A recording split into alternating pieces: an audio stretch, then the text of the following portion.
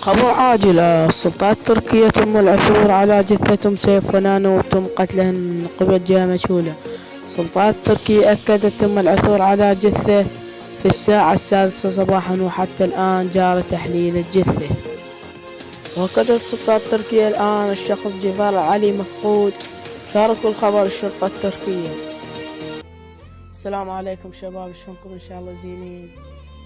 شباب كلكم تدرون بخبر مالم سيف، وهاي الشرطة التركية تنشر بهذا الخبر مواقع المزيفة. هالخبر كله كذب، هالخبر مالم سيف كله كذب، ومال العثور على جثتين كله كذب، وحد الآن ما حد يدري بيهن وين ما وين. وخلوا أوريكم المقطع وهو أثر. قضينا أيام كتير حلوة على اليوتيوب مع بعض. أحلى سنتين مرقوا بحياتي السنتين اللي عشتها معكم. وهلأ اجى الوقت اللي صار لازم فيه إني أترك اليوتيوب. أنا ما عاد أنزل أي فيديو على اليوتيوب، بس حابة إني لكم شغلة.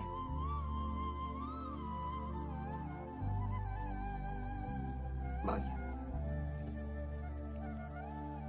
ومثل ما شفتوا المقطع، وهاي حركة الإيد يعني معناها تريد مساعدة. حاليا هي مهددة من قبل شخص مجهول، ونقول حسبي الله ونعم الوكيل. ولحد الآن ما حد يدري سيف وين هي واختها نانو ولا جفار العلي.